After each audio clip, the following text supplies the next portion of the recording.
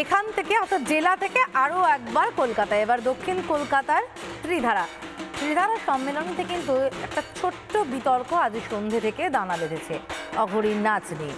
আচ্ছা, সে বিতর্ক দূরে থাক, বিতর্কের খবর আমরা দেখিয়েছি, বরঞ্চ পুজোটা কিভাবে সেজে উঠেছে দেখে নিই যুবনাশ্যর সঙ্গে। যুবনাশ্য, ত্রিধারা সম্মেলনের কি ছবি এই মুহূর্তে?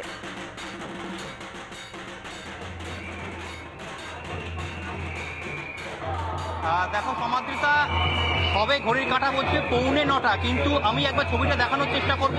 কার্যত জনসমুদ্র এই মুহূর্তে ত্রিধারা। একটা বিতর্ক তৈরি হয়েছিল ঠিকই যে অঘরী সন্ন্যাসীদের যে নৃত্যানুষ্ঠান সেটা বন্ধ হয়ে যাওয়া নিয়ে, কিন্তু তার বিষয়টা পুষিয়ে দিয়েছে অঘরী সন্ন্যাসীরা। আমরা একবার ছবিটা দেখানোর চেষ্টা করব। অঘরী সন্ন্যাসীরা এই মুহূর্তে এখানে রয়েছেন এবং সেটাকে দেখতেই কার্যত মানুষে ছয়লাভ।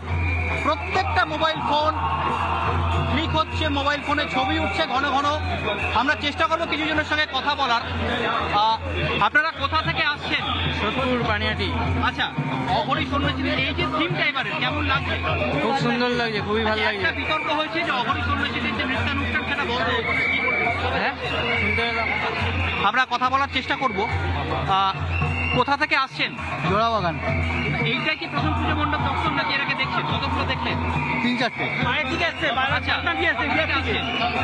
হিন্দি বাদ করো। बहुत खूबसूरत। अच्छा, एबारे जो थीम हिंदी बात करो, हिंदी या बांग्ला? आई डोंट नो आपका जो थीम है वो कैसा लगा? बहुत ही अच्छा और बहुत कलाकारी बहुत खूबसूरत किया गया। ठीक ম্যাডাম, কোথা থেকে? ভিড় যুবনাশ্য বুঝতে পারা যাচ্ছে ত্রিধারা সম্মেলনকে এই ধরনের ভিড়ই আমরা দেখতে অভ্যস্ত নিঃসন্দেহে। অষ্টমীতে তো রাখবো এবার বর্ধমানের দিকে লালটু স্মৃতি সংঘের পুজো।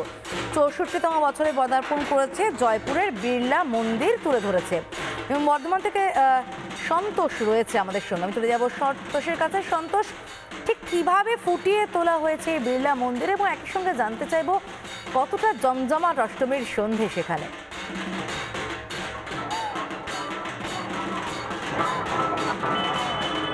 একদমই প্রতি বছরে নয়, প্রতিবারই কিন্তু বর্ধমানে যে বিগ বাজেটের পুজো তার মধ্যে 1 নম্বর। এবারেও তারা কিন্তু যে বিড়লা মন্দির কিন্তু তুলে ধরেছেন। আমাদের সাথে রয়েছেন তন্ময়দা, ক্লাবেরই সেক্রেটারি। তন্ময়দা, এবছরের থিম কিভাবে? রাজস্থানের জয়পুরে বিড়লা মন্দির। আচ্ছা, কত বাজেট? বিগ বাজেটের পুজো। তো আমরা বাজেটটা ঠিক কাজ করতে করতে যেরকম মানুষের চাহিদা বা ওটাকে কি দিয়ে এই মন্দির?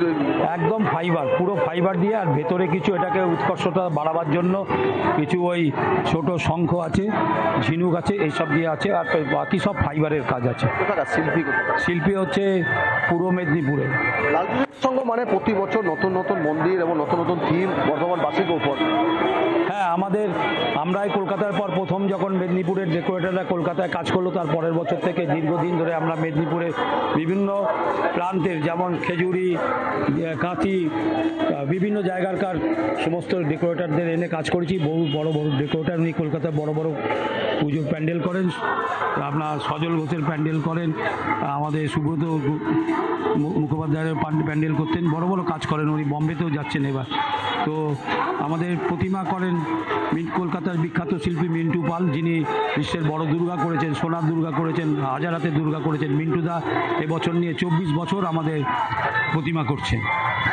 একবার ভিড়টা তোমাকে দেখায় যে লালটু স্মৃতি সংঘ যে ক্লাব, সেই ক্লাবে যে পূজা মণ্ডপ, প্রচুর দর্শনার্থী তারা মণ্ডপ দর্শন করতে কিন্তু মণ্ডপে এসে উপস্থিত হয়েছেন। এবং বলা যায় যে বর্ধমান শহরে যে বিগ বাজেটের পুজোগুলি তার মধ্যেই লালটু স্মৃতি সংঘ যে ক্লাব, তারা কিন্তু প্রতিবারই নতুন নতুন যে থিম তা কিন্তু বর্ধমানবাসীকে তার উপহার দেন। এবং নতুন